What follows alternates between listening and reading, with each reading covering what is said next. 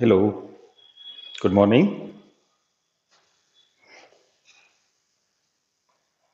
ઉપવલયના ઉપકેન્દ્રતા અને નાભિના યામ ને વગેરે બધા દાખલાઓ આપણે પૂરા કર્યા ને બે ઉદાહરણ કર્યા હતા અને સ્વાધ્યાયના 9 દાખલા હતા. તમારે 4 ગણવાના હતા. ગણાઈ ગયા છે ને? કઈ ડિફિકલ્ટી હોય તો મોકલજો. ઉદાહરણ 11 થી આપણે શરૂ કરવાનું છે. ઉદાહરણ અને સ્વાધ્યાયના બાકીના દાખલા. ઉદાહરણ 11 નાભીઓ ±50 અને શિરોબિંદુઓ ±13 0. હવે નાભીઓના યામ આપ્યા હોય એમાં જો વાયામ 0 હોય ને તો એને ±AE0 સાથે સરખાવો અને એક્સયામ 0 હોય તો એને 0 ± BE સાથે સરખાવો. એક બીજું આપણે વચ્ચે વાત કરી હતી ટેક્સ્ટબુક પ્રમાણે એક નવો ચલ ઇન્ટ્રોડ્યુસ થયો છે સી. તો તમે તમારી નોટમાં જે પેજ પર આ દાખલા ગણો છો ત્યાં આ એક સંબંધ એ ઉપર લખી રાખો ઉપરના હાંસિયામાં. સી શું છે તો કે c² √a² + b² અથવા c √ ધન વર્ગમૂળ a² - b². ક્યારેક સી ના સ્વરૂપમાં માહિતી આપી હોય, સી નું મૂલ્ય આપ્યું હોય તો આપણે ઉપવલયનું સમીકરણ મેળવવું હોય એટલે એ અને બી ની જરૂર પડે ને. તો સી નો એ અને બી સાથેનો સંબંધ એ તમે યાદ રાખો. કદાચ એકાદ બે દાખલામાં સી ને લગતી માહિતી હોય, નહીતર તો રૂટીન આપણે જે ગણીએ છીએ એમ જ ગણવાનું છે. પણ આ એક સંબંધ તમે ધ્યાનમાં રાખજો. ઓકે. હવે અહીંયા નાભીઓ જે આપી છે એ ±50 એટલે વાયામ 0 છે તો એને ±AE0 સાથે કમ્પેર કરશું. શિરોબિંદુઓ જો વાયામ 0 હોય તો ±A0 સાથે કમ્પેર કરો અને એક્સયામ 0 હોય તો 0 ± B એની સાથે કમ્પેર કરો. રકમ નહીં લખીએ આપણે, આપેલી વિગતોને સંકેતમાં અહીંયા રજૂ કરી દઈએ. નાભીઓ એટલે આપણે વાત કરી ને કે વાયામ 0 હોય તો ±AE0 સાથે તમે એને સરખાવો. અને શિરોબિંદુઓ તો એને કોની સાથે સરખાવશો? ±A0 સાથે. તમારે ઉપવલયનું સમીકરણ મેળવવું છે એનો મતલબ આપેલી વિગતના આધારે તમારે એ અને બી ના મૂલ્યો મેળવવાના છે. એ મળી ગયા એટલે ઉપવલયનું સમીકરણ મળી ગયું. તો જુઓ આપેલી વિગત પરથી AE બરાબર 5 અને A બરાબર 13 એટલે એ તો મળી ગયા. કેમ? ચલો ને આપણે A² લખી જ નાખીએ. A² બરાબર આપણને A² અને B² ના મૂલ્યોની જરૂર પડશે ને. હવે કોણ ઘટે? B². નાભીઓ x અક્ષ પર હોય, સૂત્રોનું કોષ્ટક જુઓ તો એ વખતે ઉત્કેન્દ્રતાનું સમીકરણ શું છે? B² = A² કૌંસમાં 1 - E². આ બે પરથી તમારે E નું મૂલ્ય ગણવું હોય તો ગણી શકાય, પણ જરૂર નહીં પડે. શું કામે? અહીંયા તમે ગુણાકાર કરી નાખો ને એટલે A² - A² E² થઈ ગયું. A² 169, E² 25. તો B² નું મૂલ્ય આવી ગયું 144. A² અને B² મળી ગયા એટલે આપણને ઉપવલયનું સમીકરણ મળી ગયું. x² ના છેદમાં A² નું મૂલ્ય 169 પ્લસ y² ના છેદમાં B² નું મૂલ્ય. પછી એનું સાદુરૂપ આપવાની કાંઈ જરૂર નથી. ગુણાંકમાં હોય અને તમે સાદુરૂપ આપો તો અલગ વાત છે, પણ એ જરૂર નથી. ઓકે. 12મું ઉદાહરણ જોઈએ. ઉદાહરણ નંબર 12.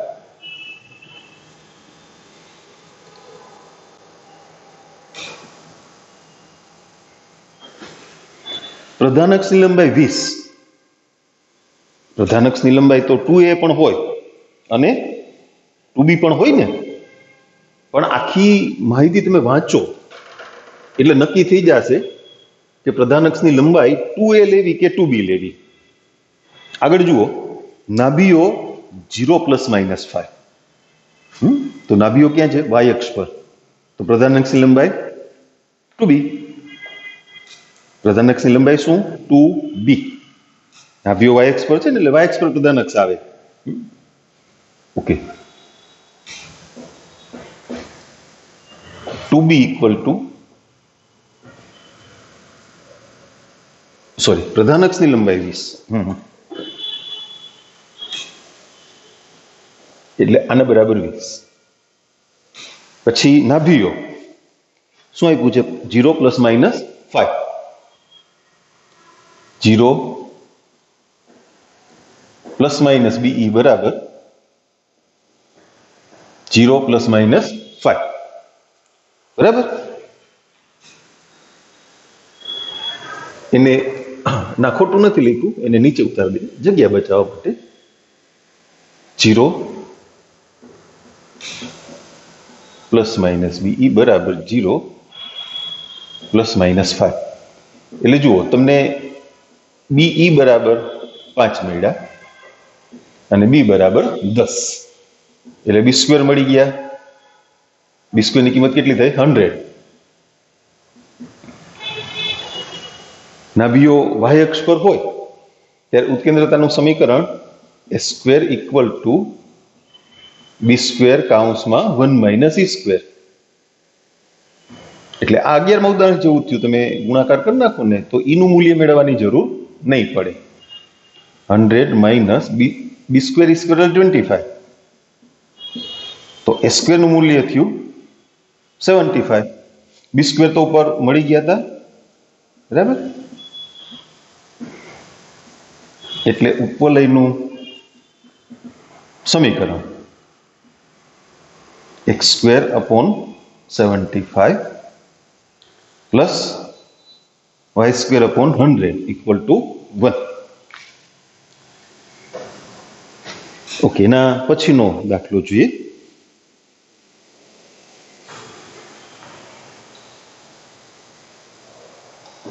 ઉદાહરણ 13.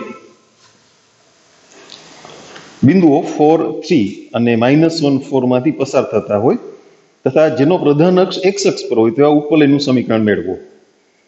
વક્ર પરના બિંદુઓ આપ્યા હોય ત્યારે તમારે વક્રનું સમીકરણ ધારવું પડે, કારણ કે વક્ર પરનું બિંદુ એટલે વક્રના સમીકરણનું સમાધાન કરતું બિંદુ. હવે ઉપવલયનો પ્રધાન અક્ષ x અક્ષ પર હોય કે પ્રધાન અક્ષ y અક્ષ પર હોય, સમીકરણમાં તો કોઈ ચેન્જ નથી ને. x²/a² plus y²/b² equal to 1. એટલે જ્યારે ઉપવલય પરના બે ભિન્ન બિંદુઓ આપ્યા હોય અને એમાંથી પસાર થતા ઉપવલયનું સમીકરણ મેળવવાનું હોય ત્યારે પ્રધાન અક્ષ x અક્ષ પર છે એ માહિતીની આપણને ખરેખર જરૂર નથી, એટલે તમે ગુચવાતા નહીં. ઉપવલય પરવલયમાં ફેરફાર છે. પરવલયની અક્ષ x અક્ષ હોય, પરવલય x અક્ષ પરત્વે સંમિત હોય તો y² = 4ax આ પ્રકારનું સમીકરણ ધારવું પડે. અને પરવલય y અક્ષ પરત્વે સંમિત હોય, પરવલયનો અક્ષ y અક્ષ હોય તો x² = 4by આ સ્વરૂપમાં જવું પડે. પણ ઉપવલયમાં સમીકરણનું સ્વરૂપ બદલાતું નથી, એટલે પ્રધાન અક્ષ x અક્ષ પર હોય એમ કહે કે આ જ દાખલામાં કદાચ તમને એમ કે પ્રધાન અક્ષ y અક્ષ પર હોય, આપણને કાંઈ ફેર પડે નહીં. આપણે રૂટીન બે બિંદુ આપ્યા છે, સમીકરણ ધારી લ્યો. બંને બિંદુઓ વારાફરતી મૂકી બે સમીકરણો બને, એમાંથી a² અને b² ના મૂલ્યો એ મેળવી લ્યો. વાત સમજાણી બરાબર? ધારો કે ઉપવલયનું સમીકરણ x²/a² plus y²/b² equal to 1. હવે આ ઉપવલય 4 3 અને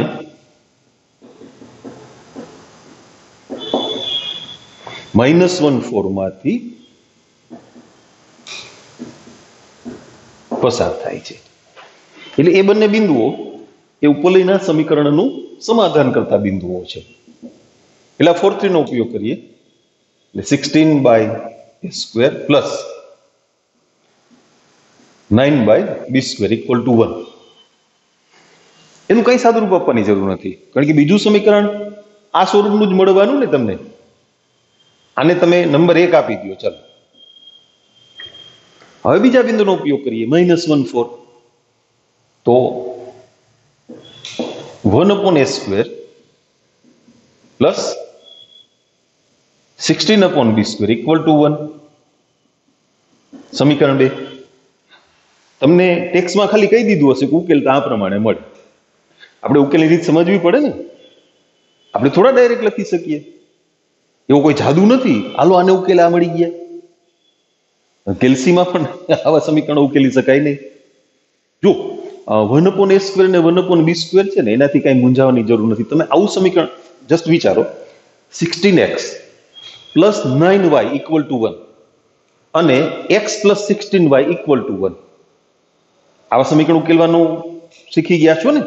લખું બાજુમાં, આ પહેલું સમીકરણ છે એને અનુરૂપ અહીંયા 16x પ્લસ 9y = 1 અને બીજું સમીકરણ છે એને અનુરૂપ.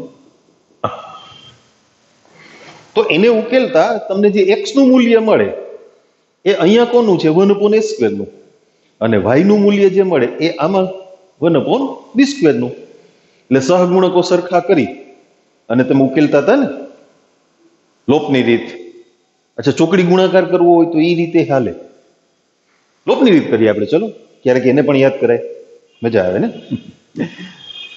આને ધ્યાનમાં રાખો તમે. હું અહીં રાખું છું સામે. અત્યારે તમે બીજા સમીકરણને 16 વડે ગુણી અને પેલા સમીકરણમાંથી એને બાદ કરી નાખો એટલે 116 પદ ઉડી જાય ને, y ની કિંમત મળે. અહીંયા આપણી વાતમાં કોની કિંમત મળે? 1/b² ની. અચ્છા, એને વ્યસ્ત કરી નાખો એટલે b² થઈ જાય. તો પહેલા સમીકરણમાંથી ચાલો હવે આપણે શરૂ કરીએ. બીજું સમીકરણ 16 વડે ગુણીને બાદ કરીશું.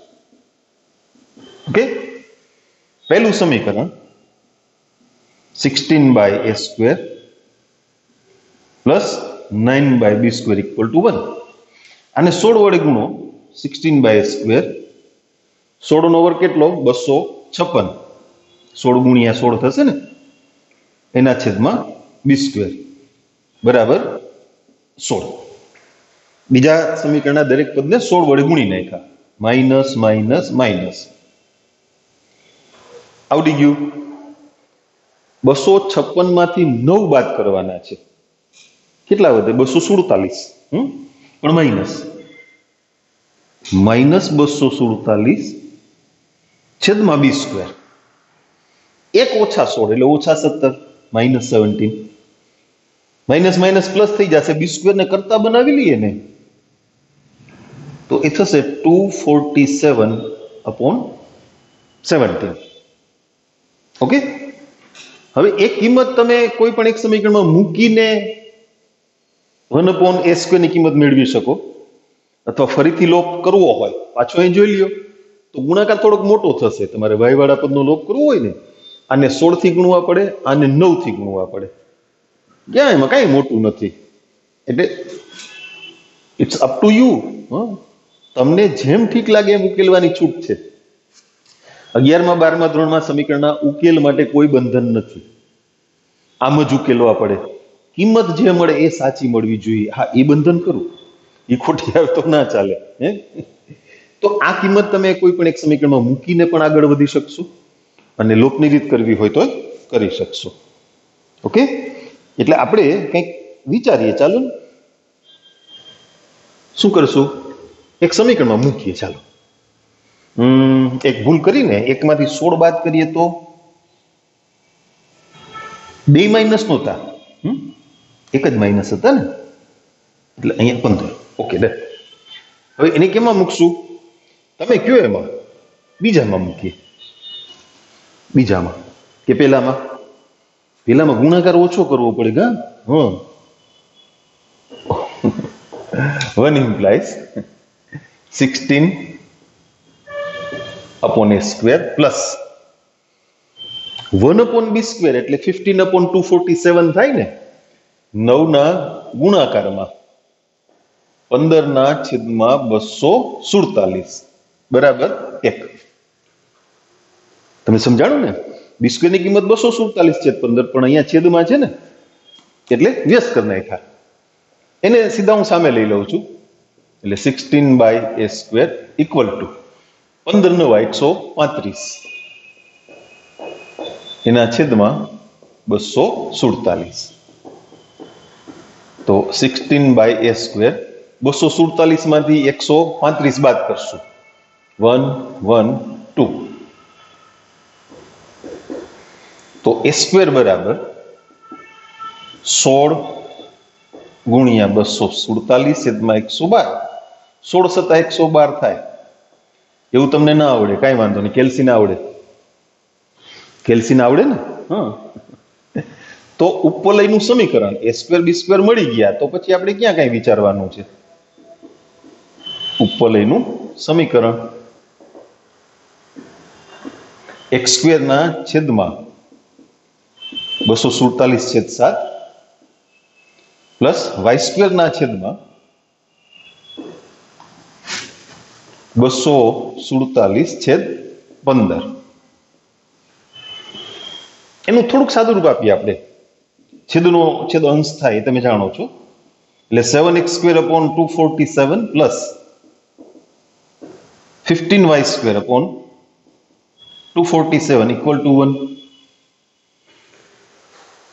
ડાબી બાજુના બંને પદ સમછેદી છે, તો આમ લખીએ તો સારું લાગે. બધાને 247 વડે ગુણી નાખો. ઓકે,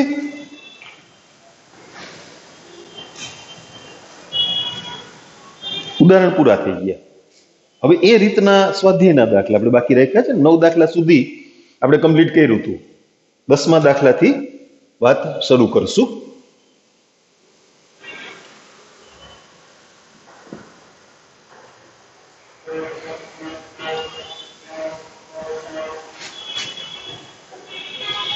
સ્વાધ્યાય 11.3.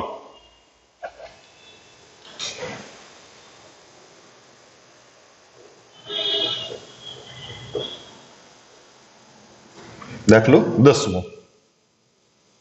તમે રકમ જોતા જાજો, હું ડાયરેક્ટ સંકેત આપીશ. ઓકે, શિરોબિંદુઓ +-50. y આમ 0 હોય એટલે કોની સાથે સરખાવાના? +-a0 સાથે. +-a0 equal two +-50. અને નભીઓ y આમ 0 છે એટલે કોની સાથે કમ્પેર કરશો તમે? +-ae0 સાથે ઇક્વલ ટુ +-40. બે ઉદાહરણ ગણ્યા, એના જેવી જ રકમ આવી, પણ એટલું તમને રિયલાઇઝ થઈ ગયો હવે કે સૂત્રોવાળું જે કોષ્ટક છે એ બરાબર પાકું કરવું પડે. કારણ કે તો જ આપેલી વિગતોને કોની સાથે સરખાવીને આપણે ઉપવલયના સમીકરણના જે બે ચલ છે a અને b એના મૂલ્યો મેળવવા. એટલે સૂત્રોવાળું કોષ્ટક બરાબર પાકું કરો. AE બરાબર 4 અને a બરાબર 5, એટલે a સ્ક્વેર મળી ગયા ને. a સ્ક્વેર બરાબર 25.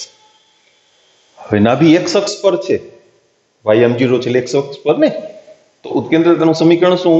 b square equal two a square કૌંસમાં 1 - e સ્ક્વેર.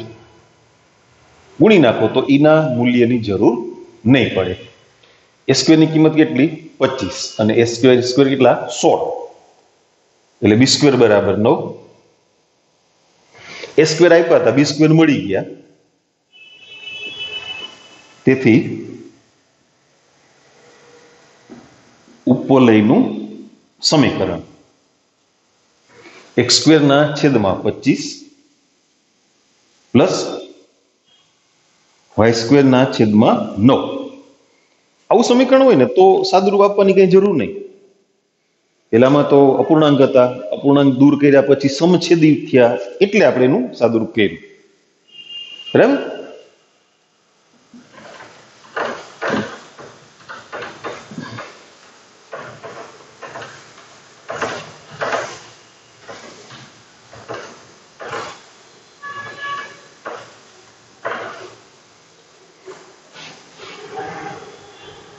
11મો દાખલો જોઈએ. શિરોબિંદુઓ 0 પ્લસ માઇનસ 13 એટલે 0 પ્લસ માઇનસ બી સાથે સરખાવવાના. નાભીઓ 0 પ્લસ માઇનસ 5 એટલે એને 0 પ્લસ માઇનસ બીઈ સાથે સરખાવવાના. 11મો દાખલો.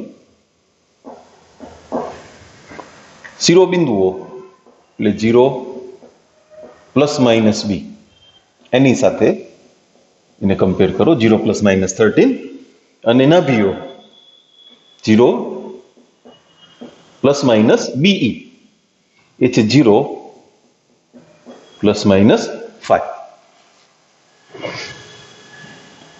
તો આપણને બી નું મૂલ્ય 13 મળ્યું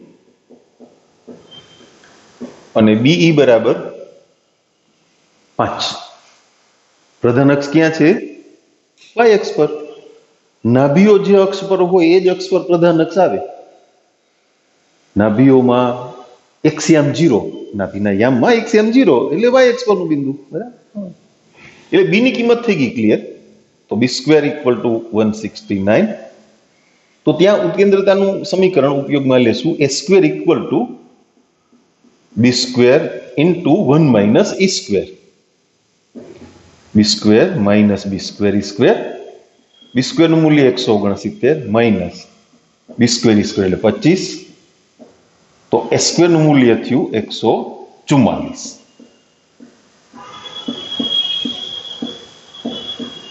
તેથી ઉપવલયનું સમીકરણ x square upon 144 plus y square upon 169 equal to 1. એનું કઈ સાદુરૂપ વિચારવાનું નહીં. ઠીક.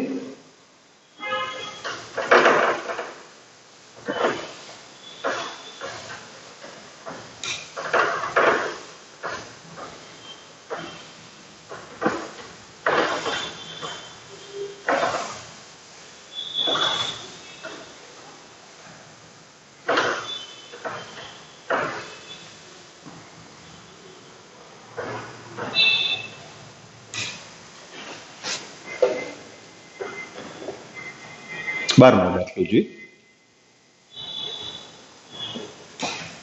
શિરોબિંદુઓ પ્લસ માઇનસ 60 અને નાભીઓ પ્લસ માઇનસ 40 એટલે એ 10મા દાખલા જેવું થયું. જુઓ, શિરોબિંદુઓને પ્લસ માઇનસ A0 સાથે સરખાવશું. સોરી, હા, મને 11માં નજર પડી ગઈ. પ્લસ માઇનસ 60 અને નાભીઓ તો એને કોની સાથે સરખાવશો? પ્લસ માઇનસ A0 સાથે. ઈ છે પ્લસ માઇનસ 40.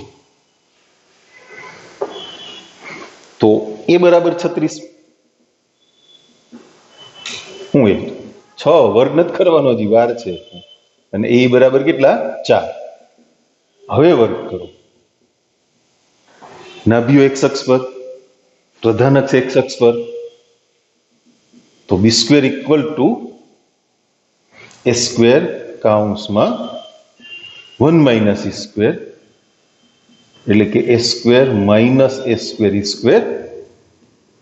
36 માઇનસ 16 એટલે બી સ્ક્વેર નું મૂલ્ય થયું 20. એટલે ઉપવલયનું સમીકરણ x સ્ક્વેર ના છેદમાં 36 પ્લસ વાય સ્ક્વેર ના છેદમાં 20 બરાબર 1.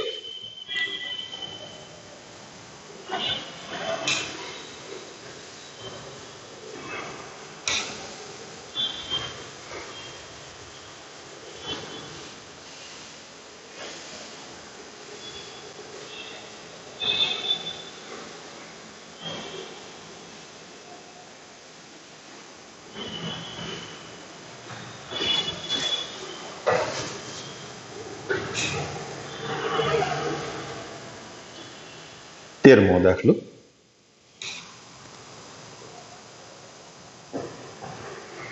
પ્રધાન અક્ષના અંત્ય બિંદુઓ.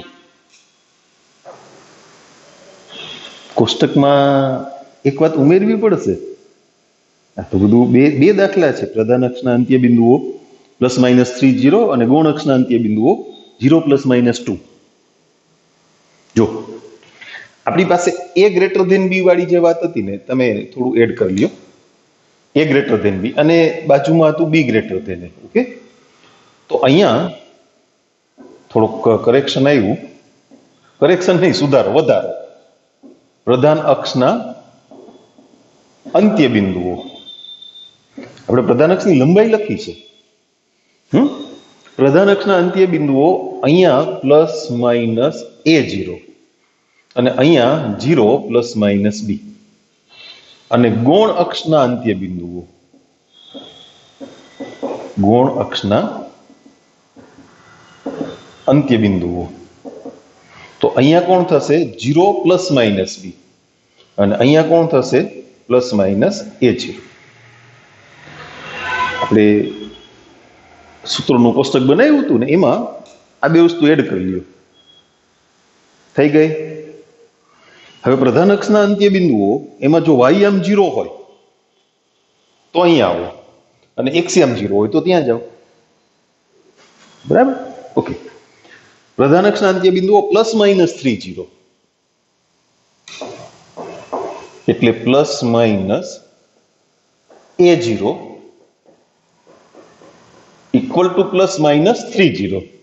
તો ગૌણ અક્ષના અંત્ય બિંદુઓ તો ફરજિયાત 0 +-b જ વધે ને. એ શું છે? 0 +-2. હવે એક બીજી વાત, શોર્ટકટ. જેનો y આમ 0 છે એને તમે +-a0 સાથે જ કમ્પેર કરી શકશો, અને જેનો x આમ 0 છે એને ફરજિયાત તમે 0 +-b સાથે જ કમ્પેર કરી શકશો. એટલે કદાચ ને ભૂલાઈ જાય કે ભાઈ અહીંયા પ્રધાન અક્ષના અંત્ય બિંદુઓ શું હતા અને અહીંયા આમાં શું હતા, એ ભૂલાઈ જાય તો ચિંતા નહીં. તમે +-3 0 ને +-a0 સાથે જ સરખાવી શકો, y આમ 0, અને 0 +-2 એને તમે ફરજિયાત 0 +-b સાથે જ સરખાવી શકો, કાં તો કે x આમ 0 છે. એવું તો ના કહી શકાય ને +-a0 ઇક્વલ ટુ 0 +-2.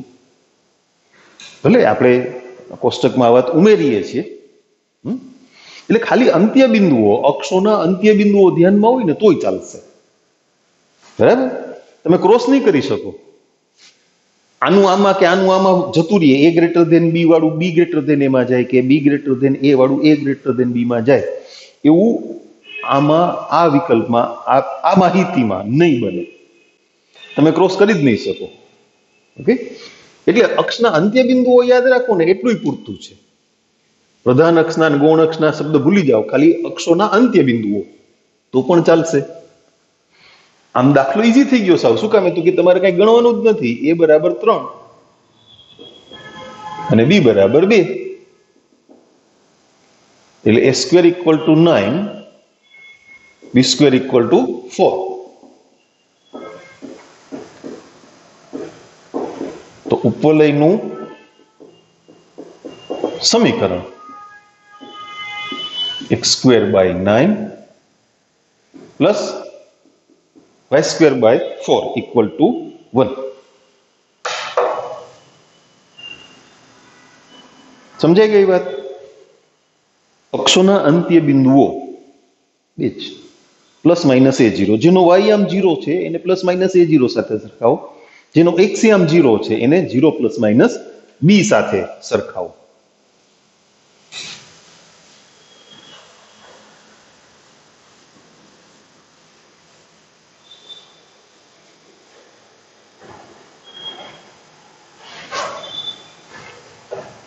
ઓકે, ચાલો 14મો દાખલો જોઈએ. પાછી જેવી રકમ આવી, સેમ. પ્રધાન અક્ષના અંત્ય બિંદુઓ 0 ± √5, એટલે એને કોની સાથે સરખાવવાના? 0 ± b સાથે. અને ગૌણ અક્ષના અંત્ય બિંદુઓ એને કોની સાથે સરખાવવાના? +-a0 સાથે.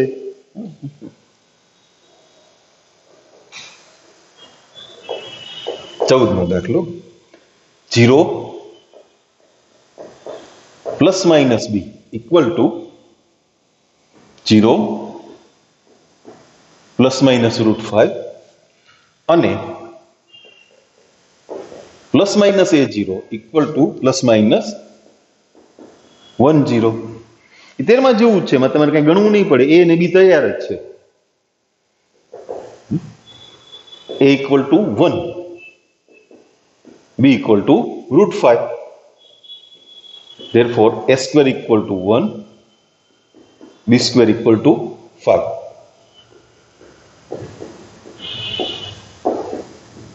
તો ઉપવલયનું સમીકરણ x² બાય 1. વાહ, કોઈ દી આપણે છેદમાં એક નથી લખ્યા ને. એવું લાગે તો તમે એને આમ લખી નાખો, 5x² plus y² equal to 5. બધાને 5 થી ગુણીને લખી નાખ્યા. સમીકરણના દરેક પદને આપણે 5 વડે ગુણીને લખ્યું. બરાબર.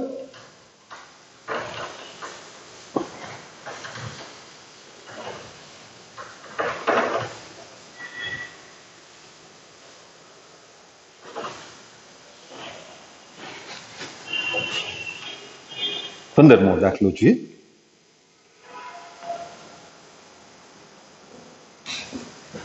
પ્રધાન અક્ષની લંબાઈ 26 24. કન્ફ્યુઝન થયું ને? પ્રધાન અક્ષની લંબાઈ 2a ગણવી 2b ગણવી. આખી માહિતી વાંચી લ્યો એટલે કન્ફ્યુઝન નીકળી જશે. નાભીઓ પ્લસ માઇનસ 5 0. એટલે નાભીઓ ક્યાં છે? x અક્ષ પર. તો પ્રધાન અક્ષ ક્યાં હોય? x અક્ષ પર. તો પ્રધાન અક્ષની લંબાઈ કેટલી? 2a.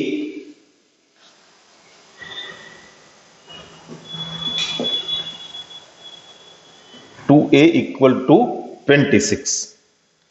અને નાભીઓ તો કોની સાથે સરખાવશો? પ્લસ માઇનસ ae0 સાથે. એ છે પ્લસ માઇનસ 5 0. બરાબર ને? a બરાબર 13, a બરાબર 5, a² નું મૂલ્ય મળી ગયું. પ્રધાન અક્ષ x અક્ષ પર હોય ત્યારે ઉત્કેન્દ્રતા વાળું સમીકરણ શું કે b² ઇક્વલ ટુ a² કૌંસમાં 1 માઇનસ e². a² ની કિંમત 169, a² e² 25, એટલે b² નું મૂલ્ય થયું 144. તેથી ઉપવલયનું સમીકરણ x² ના છેદમાં 169 પ્લસ y² ના છેદમાં 144 બરાબર 1.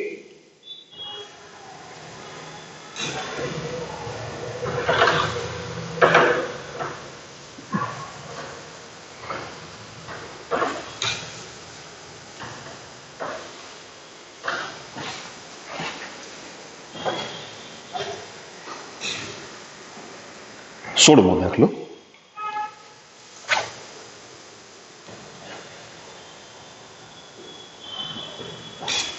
ગૌણ અક્ષની લંબાઈ 16. ના, કન્ફ્યુઝન ના થવું જોઈએ, આખી રકમ વાંચો નહીં થાય. નાભીઓ 0 પ્લસ માઇનસ 6. નાભીઓ ક્યાં છે? y અક્ષ પર. એટલે પ્રધાન અક્ષ ક્યાં હોય? y અક્ષ પર. જો કોષ્ટક જુઓ તમારું. પ્રધાન અક્ષ y અક્ષ પર હોય ત્યારે ગૌણ અક્ષની લંબાઈ કેટલી? 2a. બરાબર ને? વળી પાછું પાકું થઈ ગયું ને કે તમને કોષ્ટક બરાબર ખબર હોવી જોઈએ. ગૌણ અક્ષની લંબાઈ 16 અને નાભીઓ એટલે 0 પ્લસ માઇનસ b બરાબર 0 પ્લસ માઇનસ 6. એટલે a ની કિંમત 8 થઈ અને b ની કિંમત કેટલી થઈ? 6. તો a² બરાબર 64. a² બરાબર ઉત્કેન્દ્રતાનું સમીકરણ b² કૌંસમાં 1 માઇનસ e². गुणी नाखीए कारण के अपनी पास ए स्क्वेर नु मूल्य અને બી સ્ક્વેર સ્ક્વેર નું મૂલ્ય છે આ 64 બી સ્ક્વેર કેટલા થશે 36 એટલે બી સ્ક્વેર ની કિંમત થઈ 100 એ સ્ક્વેર બી સ્ક્વેર થઈ ગયા ને કમ્પ્લીટ એટલે ઉપવલયનું સમીકરણ x સ્ક્વેર ના છેદમાં 64 પ્લસ y સ્ક્વેર ના છેદમાં 100 બરાબર 1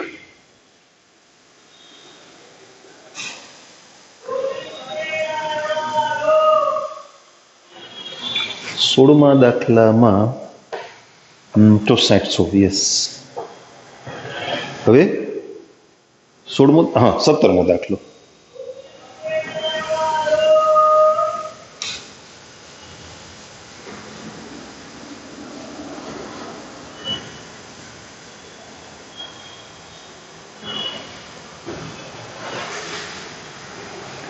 रकम एवी कंजस्टेड कर नाखी है ने बराबर ध्यान देवू पड़े छे नहींतर शुं थाय एक मूवी नी स्टोरी बीजा मूवी में घुसी जाए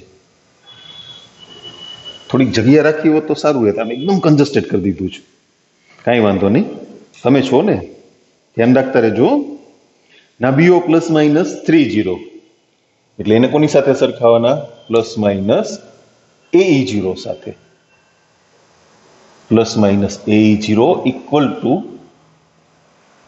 प्लस माइनस 30 અને ए बराबर 4 अरे वाह શું વાત છે a સ્ક્વેર બરાબર 16 અને AE ની નોંધ કરશું ને 3 નાભીઓ x અક્ષ પર હોય એટલે ઉત્કેન્દ્રતાનું સમીકરણ શું આવે b square equal to a square કૌંસમાં 1 માઇનસ ઈ સ્ક્વેર એટલે કે a square minus a square e square 16 minus 9 એટલે બી સ્ક્વેર નું મૂલ્ય થયું 7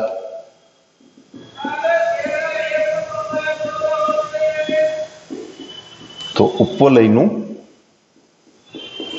સમીકરણ x square by 16 plus y square by 7 equal to 1.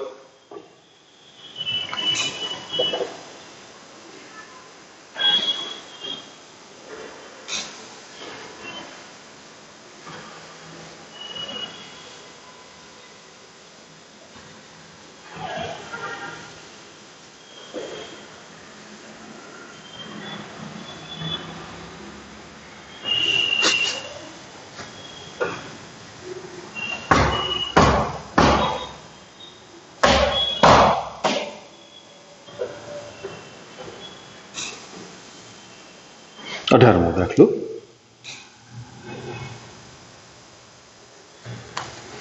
B बराबर 3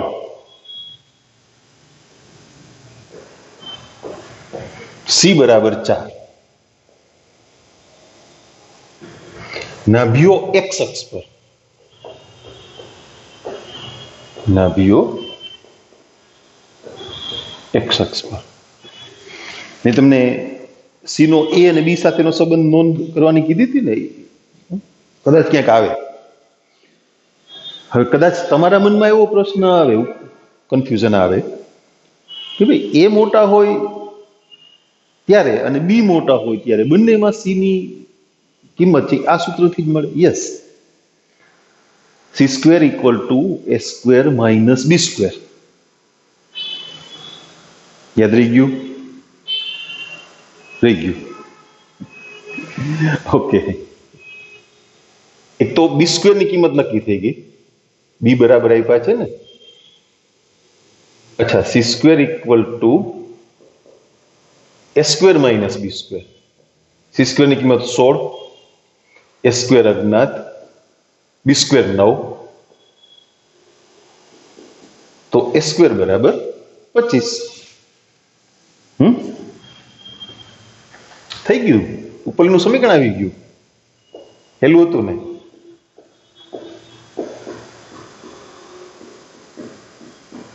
તો ઉપવલયનું સમીકરણ एक्स स्क्वेर ना छेद में 25 प्लस वाय स्क्वेर ना छेद में 9 बराबर 1। C square equal to a square minus b square याद राखजो। आवा दाखला में क्या उपयोगी थशे तमने एमसीक्यू में दाखला में।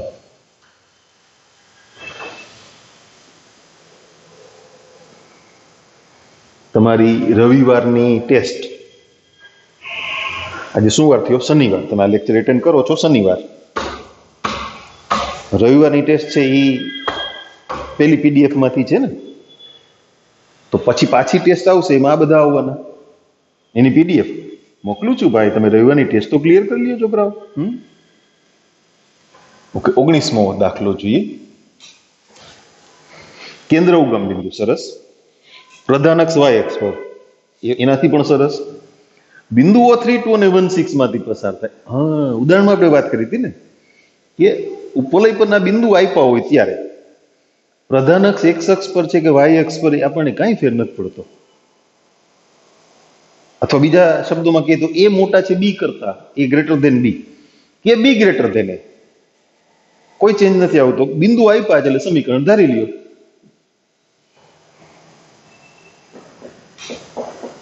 धारो के उपलयनु समीकरण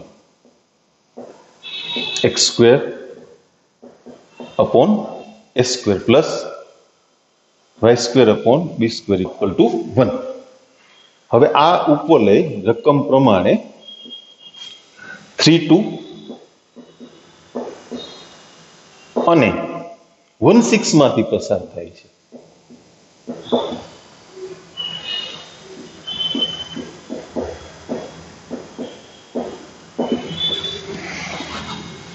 बने बिंदुओं आपणे उपयोग करिए 3, 2 समाधान करे એટલે 9/a स्क्वेर प्लस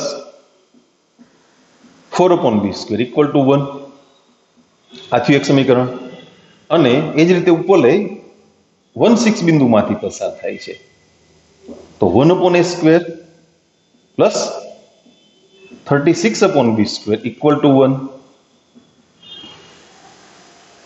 बीजा समीकरण ने 9 वडे गुणीए અને પછી પેલા સમીકરણમાંથી બાદ કરીએ કે પેલા સમીકરણને ગુણવા છે 9 વડે તોય થાય તો b સ્ક્વેર ઉડી જશે એવું કરીએ ચાલો 9 ગુણ્યા સમીકરણ 1 આ વખતે ગુણાકાર કરવાનો વારો પેલા સમીકરણનો ઉદાહરણમાં બીજાને ગુણ્યા હતા ને કોઈ દુઃખ ના લાગે ને 9 થી ગુણી નાખીએ 81/a square plus 36/b square equal to 9 અને 1/a square plus 36/b square equal to 1 minus minus minus 81 मांथी 1 बाद थाय ने એટલે 80 છેદમાં a સ્ક્વેર અને 9 मांथी 1 बाद थाय એટલે 8 तो a स्क्वेर बराबर શું થયું 10 એની જરૂર નથી વર્ગમૂળ નહીં કાઢતા उपलयना समीकरण में तमारे a स्क्वेर की जरूर है डायरेक्ट ए आप्या होय तो a स्क्वेर करिए a स्क्वेर मळ्या होय तो a करवानी जरूर नहीं चलना मूल्य नहीं मेळववा आपणे समीकरण मेळववुं छे। हवे a स्क्वेर ની કિંમત તમે કોઈ બી એક સમીકરણમાં મૂકી દો એટલે b સ્ક્વેર મળે મૂકીએ ચાલો ક્યાં મૂકશું બીજામાં મૂકીએ હાલો તમારે પેલામાં મૂકવું હોય તોય છૂટો અને લોપની રીત પાછી કરવી હોય તોય વાંધો નહીં। a સ્ક્વેર બરાબર 10 છે એટલે 1/a સ્ક્વેર 1/10 થયા ને 1/10 plus 36/b square equal to 1 तो 36/b square equal to 1 minus 1/10 सादरूप आपता शू थशे 9 ना छेदमां 10 એટલે b સ્ક્વેર બરાબર 36 ગુણ્યા 10 છેદમાં 9 9 ચોક 36 4 ગુણ્યા 10 40 चलो बी स्क्वेर मળી ગયા, ए स्क्वेर तो अगाऊ गण्या ने, तो उपवलयનું समीकरण एक्स स्क्वेर ना छेद में 10 प्लस वाई स्क्वेर ना छेद में 40 सादुरूप आपવું હોય તો ફરજિયાત નથી, મેં તમને અગાઉ કીધું છે, બધાને 40 થી ગુણી નાખો ને તો 4x square plus y square equal two 40, એટલે આપણે અથવા કરીને લખીએ છીએ. એ વસ્તુ ફરજિયાત નથી, તમે જે સ્વરૂપમાં સમીકરણ મળ્યું છે પ્રમાણિત સ્વરૂપ એમને એમ લખી નાખો તો પણ ચાલે. ચાલો 20મો દાખલો, એટલે આપણા ઉપવલયના ટોપિકનું જે સ્વાધ્યાય છે એમાં છેલ્લો. પ્રકરણીમાં પ્રકીર્ણ સ્વાધ્યાય ને ઉદાહરણ આવશે ને એમાં અમુક દાખલા ગણશું આપણે, બધાને અત્યારે ગણવાની કઈ જરૂર નથી. અમુક દાખલાઓનું સોલ્યુશન મેળવશું. પ્રધાન અક્ષ x અક્ષ પર હોય અને બિંદુઓ 4, 3 અને 6, 2 માંથી પસાર થાય. બિંદુ આપ્યા હોય પછી પ્રધાન અક્ષની અમને જરૂર જ નથી. ધારો કે 20મો દાખલો, ઉપવલયનું સમીકરણ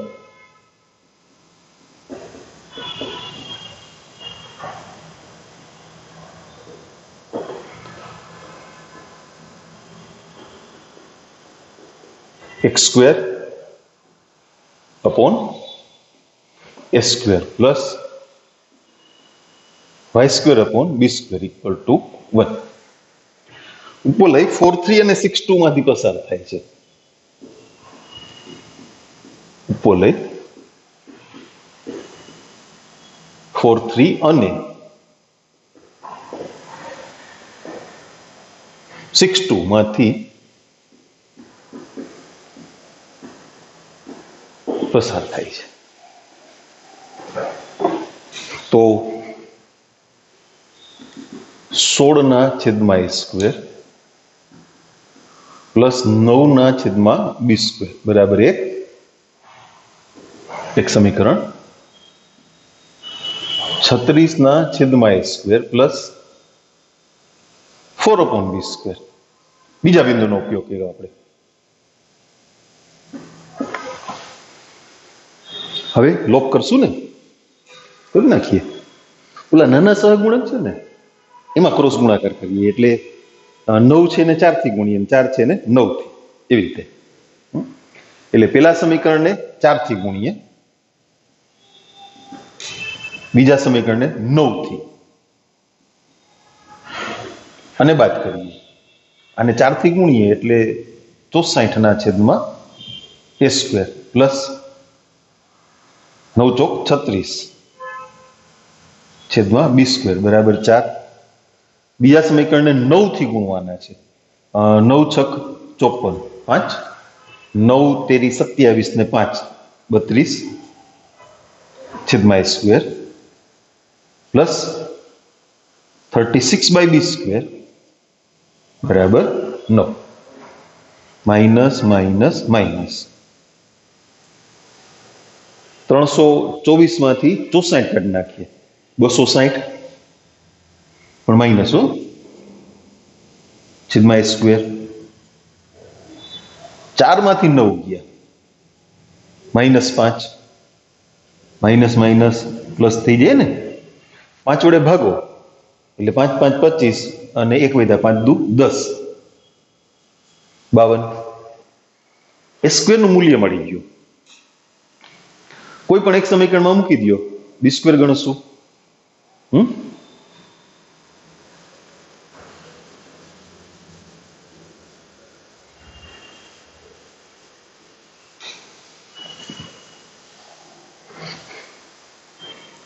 કેમાં મૂકીએ? પેલા સમીકરણમાં મૂકીએ. ચાલો, 1 ઇમ્પ્લાઇઝ 16 ના છેદમાં 52, છેદ નહીં ઉડે એટલે આમ તમારે અપૂર્ણાંક લઈ આવો હોય તો આવશે, પણ 52 છે 16 ના ગુણાંકમાં ના આવે. Plus 9 by b square equal to 1. તો 9 ના છેદમાં બી સ્ક્વેર બરાબર 1 ઓછા 16/52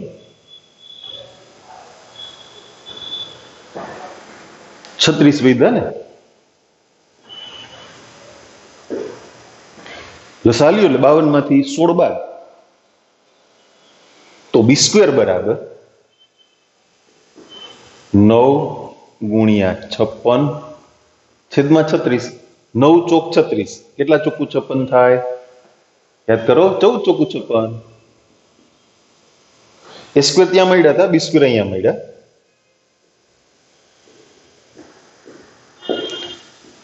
એટલે ઉપવલયનું સમીકરણ x² ના છેદમાં 52 પ્લસ y² ના છેદમાં 14 બરાબર 1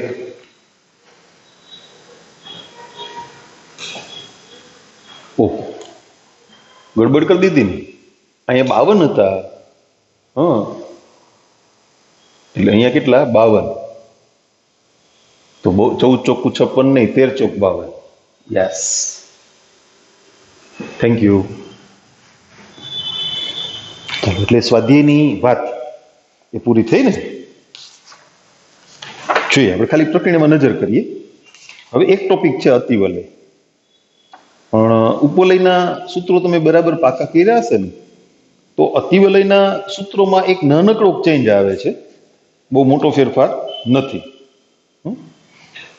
ઉપવલયના દાખલાઓમાં આ પ્રકારના દાખલાઓ આપણે ગણતા હતા એવા તો કોઈ પ્રકરણ સ્વાધ્યાયમાં છે જ નહીં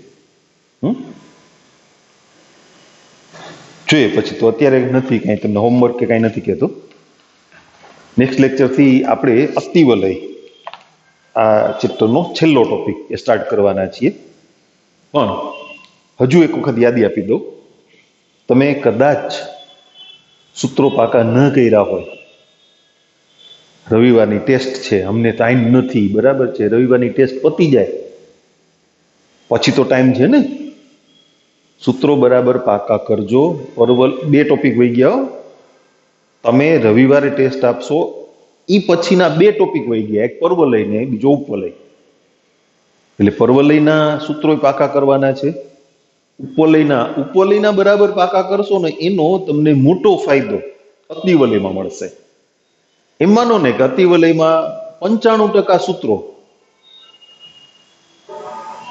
ફ્રી થઈ જાય 5% ચેન્જ છે એટલે હજુ ટેસ્ટ પતે પછી ન કંઈ કર્યું હોય તો પરવલય અને ઉપવલય દાખલા તો જોવાના જ છે પ્રેક્ટિસે કરવાની છે પછી MCQ મોકલીશ પણ સૂત્રો બરાબર પાકા કરી લેજો એટલે એટલીસ્ટ અતિવલયની વાત